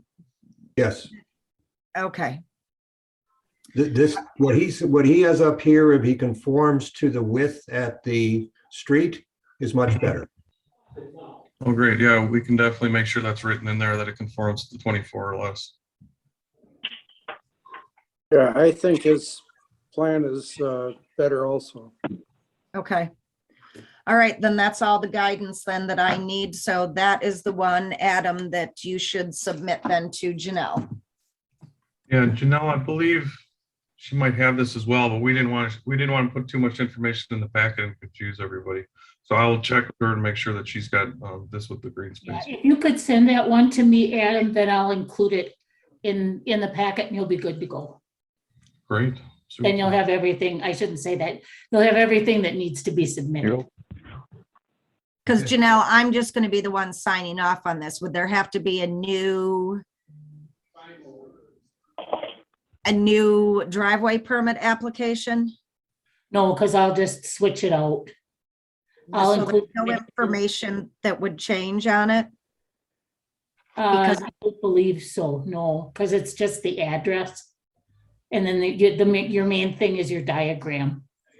Okay, but we have to confirm that that entrance is no wider than 24 feet. Okay. So we will have to get that on written documentation. Absolutely. Okay, all right, thanks, Adam. Appreciate it. Thanks for your time. Do we have to move to approve? Nope, nope, I just do that through the, Oh, because it's only a driveway. Okay, Yep. never mind. Just want to email that to me, Adam, then I'll process everything tomorrow and get it to Denise. Will do. Thank you. well, Thank you. but you know, whoever did the plans should measure it. And put the 24 in there. Yeah.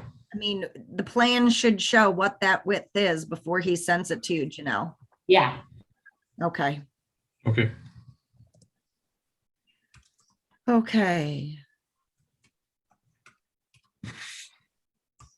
Item number 11, discussion regarding and review of the site plan and parking plan, the grading and erosion control plans, the demolition plan, the utility plan, the landscaping plan, the construction detail notes, the floor plans, building elevation drawings, and the remodeling addition plans that have been submitted by representatives of the Northern Door Child Care Center for the addition that they would like to construct on the existing child care center, which is located on parcel number 0008312824B and has been assigned an address of 10520 Judith Blazer Drive. Okay, I called, Cole, thank you. longtime listener. I called Cole earlier today because when I was looking at the overview site plan, which is on page 99, they had a driveway in there that went to the storage garage. But part of that driveway was not on their property. And so I wondered how that was all going to work. And Cole stated that that should not have been in this plan, that was a consideration for another phase, but the issue still remains if they get to that other phase. So that needs to be removed from the plan and a new one submitted for reference purposes. Yeah, so there's a gravel drive, if you will, going to an existing storage shed. And then what we show is a gray block of potential future paving to that storage shed. So we can remove that for this purpose. But it is an existing condition. What, can I ask also, I thought there's supposed to be a 50-foot setback on the backside of the property, and that shed appears to be in the setback. I did also ask Cole about that, and it is about 32 feet from the rear setback. That was constructed many years ago. I don't know what we can do about that. Actually, the village paid for that storage shed. Oh, good. Constructed. Amazing. Do you want it back?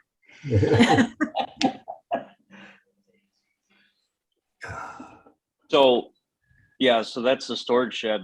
The project is really additions on the main building on the two east and west sides.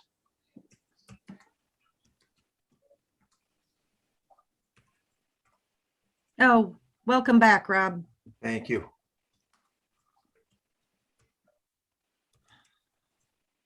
I mean, I saw, other than those two issues, nothing glaring, pretty straightforward.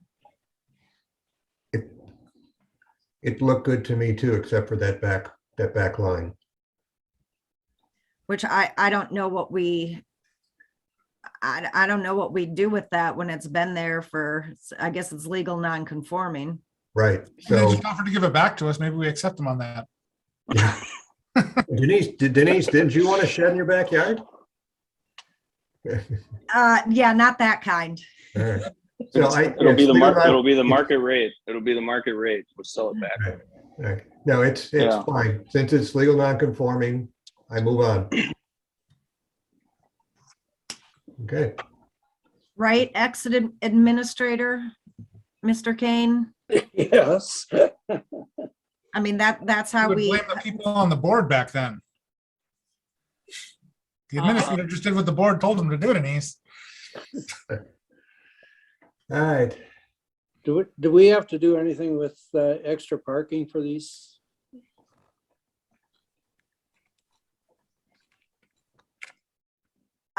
so you're gonna have additional teachers.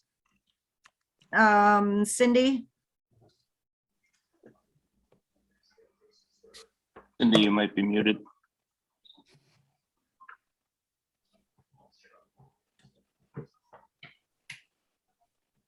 Or maybe she's just left the meeting. There I am. She's Can you here. hear me? Can you hear me? Yes. There you go. Initially, no, we will not have extra teachers. Actually, I'd like to be able to hire a teacher at all. But If we have extra teachers, potentially 2 would be the number. And how many parking spaces currently are, I did not count them because I figured most of it is drop off and pick up. So I didn't think that it was going to be too big of an issue. There's about 20 spaces based on the survey. And looks like it could be striped for more if it came up to it. Right. There's two additional parking spots drawn on the Keller site plan. One is handicap and one is just regular parking. We weren't sure if we needed to add parking, so it's showing if needed, but we did not include adding additional parking. I do not think we need more parking here. We don't. How much staff do you have there during the day, Cindy?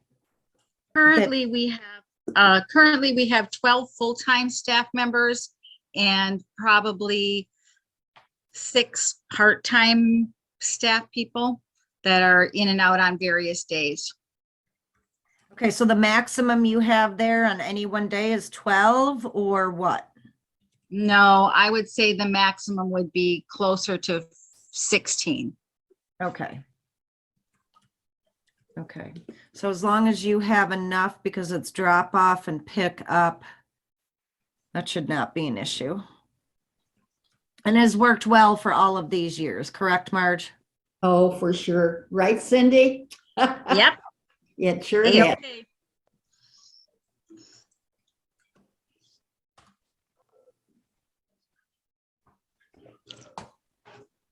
I would just like to say, I thought you were thorough. It's a small project. Yeah, I was impressed. Good, Ron. We, Unlike last month's meeting. that says a lot. Ron was impressed. Okay. Hey, anything to help the daycare. Anything that's legal by code, right? That's correct. Okay. So, do we move to approve? Second. Motion by Schmidt, second by Grutzmacher. Any further discussion? All those in favor respond with an aye. Aye. Aye. You Opposed? know, Denise, we had talked about this before. Are you going to require a development agreement for this? Do you want to do Yes. that at the next meeting? Yes. Okay, so Cindy, we're going to be drafting a development agreement and I'll get that to you.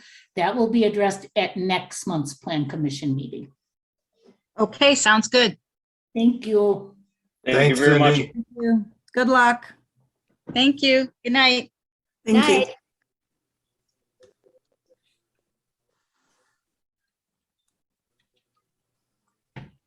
Item number 12, discussion regarding the recommendation from the village's Green Tier Legacy Community Committee that the Plan Commission review the village's current building permit and raising permit requirements, and if it is deemed necessary, formulate revisions to those requirements and the related policies and procedures. Rob, would you like to give us some background on your discussion? of this We had request? several discussions on this over the course of several months. The key points that Green Tier thought should be reconsidered is that essentially the building inspector, our understanding is currently the building inspector generates a building permit, and under current course of business, the raising permit is then issued by the village, and there does not appear to be any active village process that in essence decides whether a raising permit should be granted. from what we can glean, including the process as Paula Anschutz went through it recently, who's on the Green Tier Committee, is that essentially if somebody comes in to the village office and says, here's my building, I've got my building permit from the building inspector, they're just granted a raising permit. Some of the questions that Green Tier thought would be relevant to be asked or verified before a raising permit would be granted is there any hazardous material that would need to be, the village would need to be concerned with, asbestos, whatever. Is there any historical relevance to the structure to be raised to where there may be historical relevance for saving it? Also, would there be any materials that can be saved for instance, Habitat for Humanity or any other group that is known to accept any such materials such as windows, doors, etc., before the structure would be raised? And then also, is there any regard for tree removal or the lack thereof that needs to be assessed before a raising permit would be issued? For instance, that we would not just simply grant a raising permit without any visibility that would allow a developer's contractor going in to raise a project to say, you know what, for me to get my truck in there, if I take these 6 trees out, it'll really be a lot easier to get that crane and bulldozer in, and then they just, remove the 6 trees rather than going at a different access point.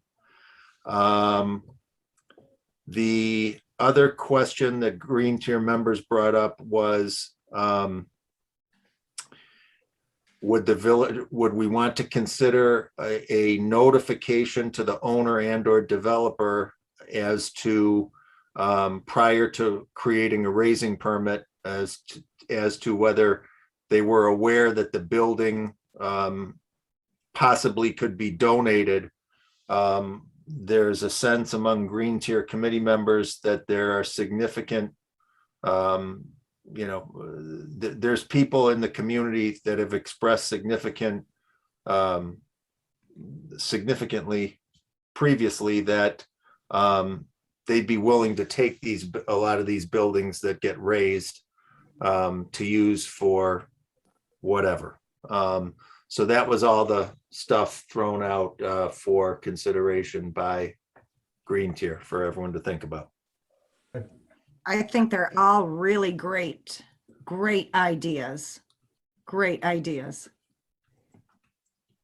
And just mainly wanted to raise it to everyone's attention at this point to say, if the plan commission at this point, if there's consensus on that, I'd certainly just at this point be willing to go back to Green Tier next month and say, everything is considered,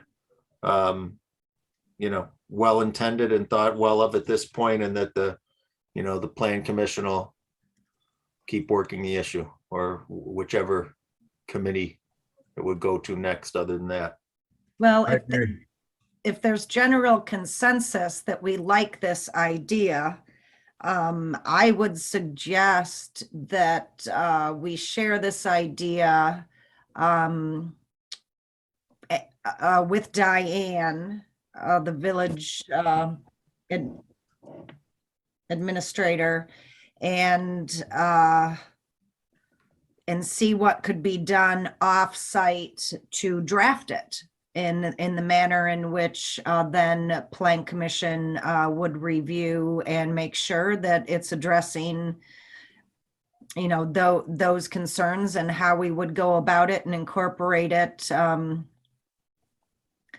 don't know, would it have to be incorporated into the zoning code? I don't even know, or it's just a permit. So, because I think that building, especially residential building permits, don't come to the Plan Commission. And if they wanted to take down a residential building, would we have to change some criteria if it did have historical value, or if somebody did have interest in it and wanted to pay the price to move it instead of demolish it, would it, I think Plan Commission would have to weigh in on all of that, would we not?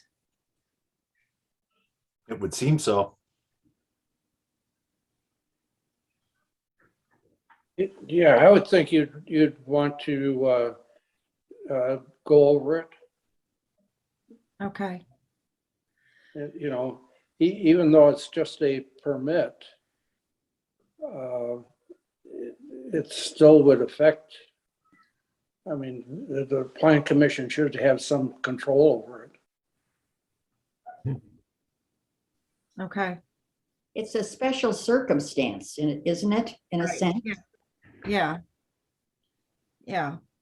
All right. Well, then, Rob, whenever you meet with Diane next, you can talk to her about this and see how we would do it, what the structure would be, how we may or may not have to change the zoning code or other wording elsewhere, and we'll report back when we know something. How's that?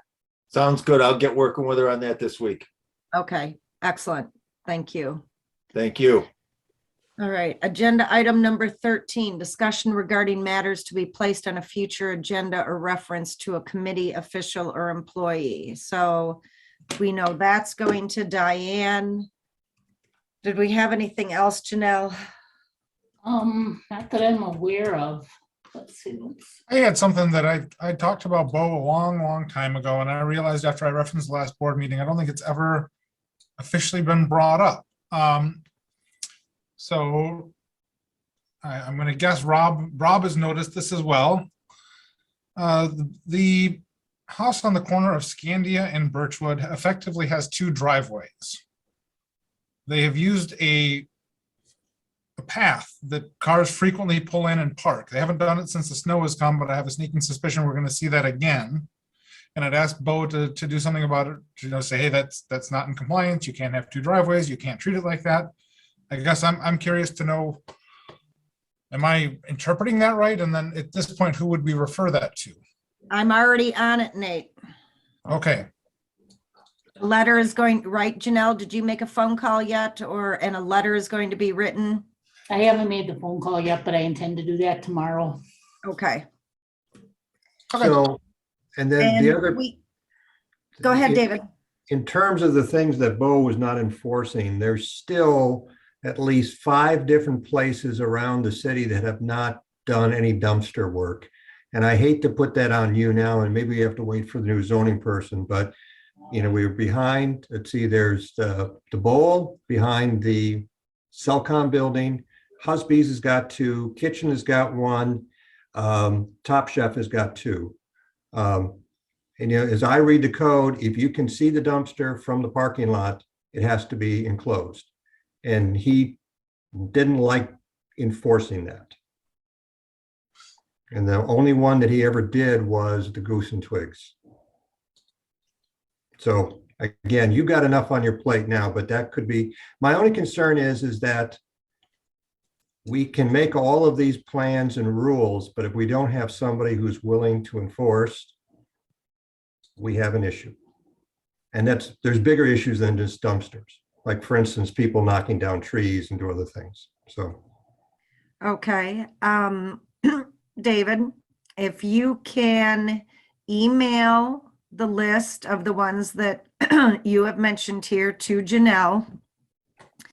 Janelle will forward that to me. I will confirm that list, and just so we have something in writing that we can print out and not lose sight of. And we will start to address it, starting with phone calls and letters. Thank you. Okay. And I have one more. Okay, Nate. Parking tickets. Who can issue them at this point? Anybody who wants a ticket book, basically. What? I noticed that there's a number of cars parking in a no parking area in front of Husby's, like where there's the yellow lines. Is that sufficient to call non-emergency for? I mean, because it's, I did see that quite a few times when the snow was built up next to the sidewalk and you couldn't see the yellow curb. That was the only time that I had witnessed it. If you had witnessed it when you could see the yellow curb, is that the case? Or you Sunday. just- this Sunday? this Sunday, yeah, and it was for a couple hours. It wasn't just, it doesn't matter if it's particularly dangerous. I'm on a bike, so there's cars choking down and it takes out, a lane of traffic effectively. Okay, on a Sunday. So you'd have to call somebody either with a ticket book. I don't know that the sheriff's department will do much with that. Will they, Janelle? You're muted. Probably not, because they only have one guy north. Is there anything we can do as far as, can I document it? Can I take pictures of it and then can we issue a ticket after the fact? I think we'd want to watch to see if that's repetitive, Nate. When the time frame you're referring to is when the Wisconsin Badgers were playing in the NCAA tournament game and Husby's had like a special event going on in that garage area, not the usual outdoor, but where closer to spot. And there were people, not only were people parked all up and down the street for that, they were pouring out of that little area. In fact, some of them were standing by spot, listening to the game. So I would just say, I'll mention it to Chad because I think he actually has some control over this one. Because I do remember license plates and I know whose cars they are too. Yeah, and that's what it was. It was a local deal. I mean, whenever I write a ticket, and when I was writing a lot of them, most of the violations were all people that were parked in yellow. So if the sheriff's department won't do anything about it, and if you don't have a ticket book, you could call somebody with a ticket book, or you can call the owner of that business if you have a pretty good inclination, and they should be able to find that person. Okay. Just an update. That the village office received a phone call of a bunch of vehicles parking on North Spring Road at a certain address. Janelle and I and Rob did some work on that, found out that reason they were parking on the road is because the house has no driveway. It has no parking on this lot, and only to find out, so a letter has been sent to the owners of that requesting that they put in a driveway. There is criteria in the zoning code for that. When I called and talked to one of the three owners of the home, they also told me that there were multiple other homes on North Spring also that had no driveways. How this happens, I don't know. It's not a road I ever travel. But that's something that I will be addressing so it's fair to everyone. And in light of not having a true administrator that's driving around town, it's good that, plan commission members and others have their eyes open, and when they see something, they say something. Otherwise, for a lot of things, we simply do not know. And I took another drive down that area after that information, Denise. And to my eye, regarding the quote that there's multiple others, it's possible there's two other homes. There's definitely one. Why I say possible is it was hard to ascertain with snow still on the ground whether the other one, they just drive over the lawn, or whether indeed it is a gravel driveway. Well, according to the zoning code, you have to have 2 parking spaces for a single family home in a residential district, and it must be paved. Yeah, so then that's 2 of them. Your 2 driveways, that sounds right to me. I go down that road a fair amount. And that's on that, I can kind of guess which houses they are. Yeah. But I agree with the one you can't exactly, I was actually looking at that as there was snow thinking, is there really no driveway there? Because there's a sidewalk there. I couldn't Yes, tell if that just was a lack of, right by you, Marge. I know. And there's no driveway there. Okay. So no more questions, and that's my update, and thank you for bearing through a difficult and trying meeting. But we came out of it on the other side, so that's a good thing. Well, and So- thank you for the extra work you're doing. Yeah. Thank you, Denise. You're welcome. Thank you. Okay, you get a bottle of vodka. Are you sharing the Valium?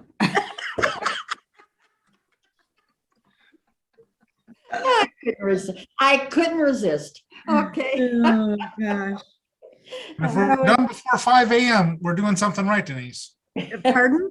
Our expectation, we should be done before 5 a.m. Anything Oh, more yes, than yes. that is a victory. Yes, it is.